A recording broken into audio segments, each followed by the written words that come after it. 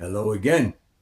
The last time I left off about Alexandre Dumas, he had docked at the city of Tarentum in the Kingdom of Naples on his way home to France and was promptly arrested by the Italians who had retaken the city, unknown to him. Well, they kept him a prisoner for 2 years, during which time several attempts were made to poison him. Now, when he finally was able to return to France, he tried to re-enter the army, but Napoleon ordered that his name should never be mentioned in his presence again, and he even refused to pay Dumas for the time he was held prisoner, even though the Neapolitans had been made to pay heavily for it. I guess he never forgave Alexandre for abandoning him in Egypt. Now that alone should tell you how much Napoleon depended upon him for his military victories. Dumas, extremely bitter about this treatment, recalled the time when he and Napoleon had once embraced and said, "To think that I had him in my arms and how easily I could have strangled him."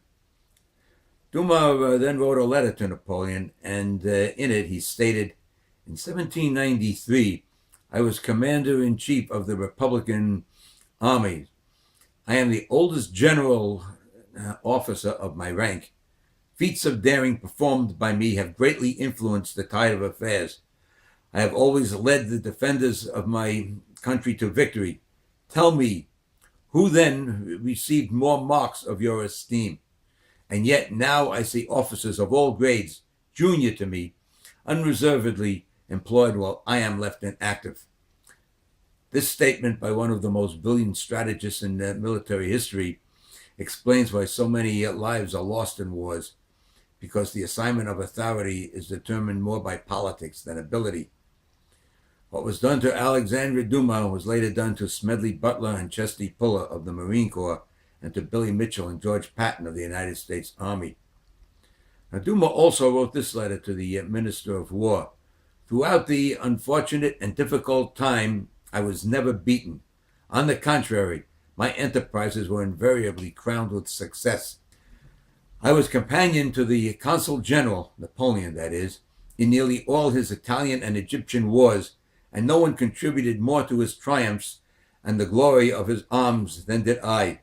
This statement probably applied to Napoleon as well. His letters, which I have in my possession, testify no less to the respect in which he held me than in his friendship. And that friendship, as I have shown before, had been a very close one. General Alexandre Dumas died at the age of 44 of stomach trouble, largely the result of the hardships he endured while a prisoner in Naples. Even after his death, Napoleon carried his grudge to Dumas' widow by ordering that she should not be permitted to pass through the gates of his palace at Tuileries.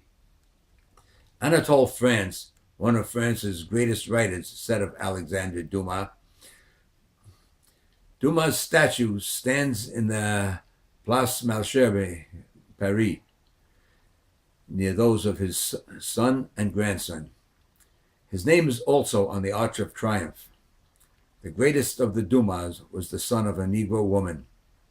General Alexandre Dumas de la Pailletterie, the conqueror of St. Bernard and Mount Cenis, the hero of Brixen.